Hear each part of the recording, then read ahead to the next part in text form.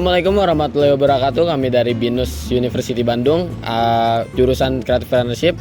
Perkenalkan, nama saya Nelvin Arvenda Zulkarnain dengan NIM 27023791183. Saya Mehmet Razra Tomo dengan NIM 27023744491. Saya Dustin Lius dengan NIM 27022756661. Nama saya Raffi Aldrik Fikus Antares dengan NDM 27023581666. Nama saya Arya Halwijaya, NIM 27023745586. Nama saya Ahmad Ghazali.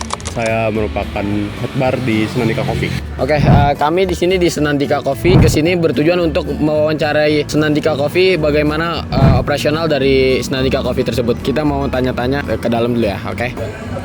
Nama saya Raffi Aldrik Fikus Antares, ingin mewawancarai Senandika Coffee dan bersama saya di depan ini sebagai head baristanya. Oke, jadi untuk pertanyaan yang mau saya tanyain, yang pertama yaitu jadi kan ini di lokasi yang strategis, apakah ada keuntungan yang dirasain dan kerugian, ketidakkeuntungan yang dirasain kan ketika membuka usaha di daerah pusat kota? Pertama sih lebih lebih ke point out gitu. Tempatnya jadi kelihatan dan bisa juga datangin peminat gitu kan, datangin pelanggan dan segala macam.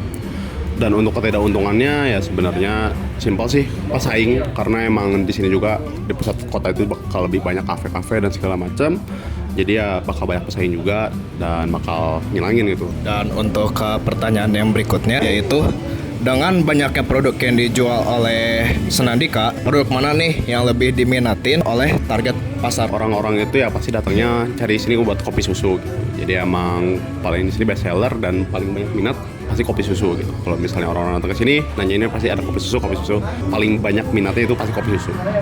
Kesan apa nih yang jadi berikan ke pelanggan jika membeli produk dari Senandika Coffee? Kesannya kopi di sini rada beda gitu dibandingkan tempat-tempat lain pada umumnya gitu. Itu sih kesannya.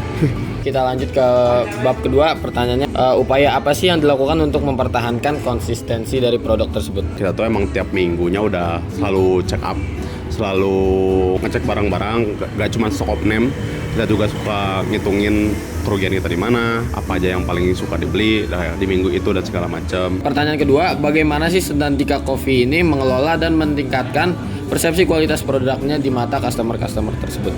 Kita lebih sering ke arah nanyain gitu, karena dari mereka kan biasanya mereka punya kayak satu atau dua minuman yang suka mereka pesen. Nah kita tuh pasti suka nanyain apakah di sini ada yang kurang, apakah di sini ada yang aneh gitu kan. Takutnya di saat kita keluarin ke orang yang baru, ya takutnya nggak prima gitu kan.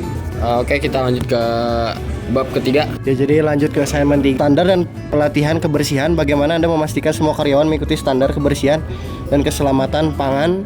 Berapa biaya yang dialokasikan untuk pelatihan kebersihan dan keselamatan pangan? Buat kebersihan sendiri, ini sih lebih ke arah kita juga punya schedule, kita juga punya jadwal, dan kita tuh biasanya ada yang selang-seling, ada yang gonta-ganti gitu. Jadi kita tuh nggak selalu, misalnya hari ini kita ngepel, besoknya enggak, tapi besoknya harus lagi. Dan buat Untuk pertanyaan selanjutnya, bagaimana proses inspeksi bahan baku yang diterima dari supplier dan berapa biaya yang dialokasikan untuk inspeksi ini?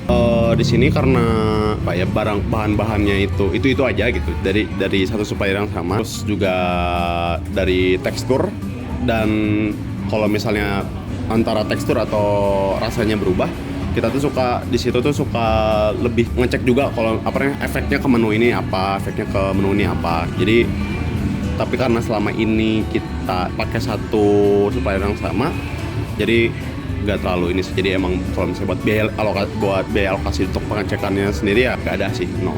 Apa yang Anda lakukan dengan produk gagal memenuhi standar kualitas sebelum mencapai pelanggan? Nah kalau produk gagal sendiri, kita tuh pasti sebelumnya harus yang namanya taste test. Itu tuh biasanya di minggu pertama, berarti pas hari Senin, kita minggu baru tuh kita pasti ngerasain produk-produk apa nih gitu yang kira-kira minggu kemarin belum keluar, dan kita ngecek lagi. Dan itu sering dilakuin, kayak misalnya contohnya kan kayak kalibrasi segala macam, biar produknya sendiri ya prima gitu, gak keluar sebagai produk gagal. Kalau misalnya emang ada produk gagal, biasanya kalau misalnya ada produk gagal sendiri, kita suka buang sih gitu, karena kalau misalnya udah nggak ketemu di SOP, ya udah kenapa kita harus ngasih ke mereka produk yang gak enak. Kita lanjut di assignment 4. Tentang bagaimana kompetisi dan keterampilan karyawan dalam melakukan tugasnya. Apakah ada gap atau diperbaiki? Bagaimana tingkat kepuasan dan motivasi karyawan dalam bekerja? Kalau di sini tuh rata-rata baristanya emang mereka punya keahlian masing-masing lah gitu. Jadi nggak semuanya itu emang bisa disamaratain ya. Untuk performa sendiri, mereka semua sih nggak ada yang kurang, nggak ada yang kurang juga sih sebenarnya itu. Nggak ada yang jelek juga. Emang Emang karena trainingan mereka juga mencukupi, jadi mereka udah ngerti apa yang mereka harus lakuin. Tapi tadi mereka tuh gak ada yang sama gitu, pasti ada yang lebih di antara masing-masing gitu. Jadi tapi nggak berarti mereka tuh jelek. Kadang saya cuma kasih jadwal yang di hari yang mereka mau gitu. Dan kadang kalau misalnya mereka nggak bisa juga emang saya sendiri sebagai head bar yang harus turun tangan gitu. Kalau saya sendiri bukan dibilang udah jago ya, tapi udah lumayan bisa ngegambar berapa latte art gitu. Dan disitu mereka juga jadi terdorong kayak oh ya pengen belajar terus pengen belajar meskipun gagal tapi tetap kan saya kasih masukan dan segala macam. Resiko yang menjadi prioritas utama untuk ditangani itu apa? Resiko yang jadi prioritas itu pertama bahan-bahan baku yang nggak kepake dan barang-barang yang rusak. Kayak itu emang udah sering banget terjadi di sini. Karena dalam 1 minggu itu belum tentu satu barang ini atau satu menu ini tuh kejual. Karena barang-barang yang rusak itu emang kadang nggak terduga dan jadi harus beli padahal kita belum ketemu target gitu.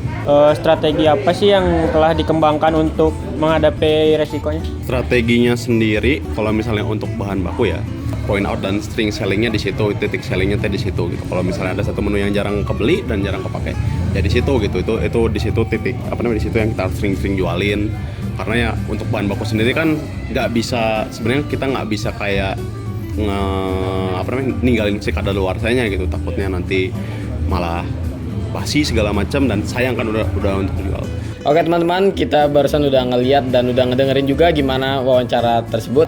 Sekian dari kami. Wassalamualaikum warahmatullahi wabarakatuh.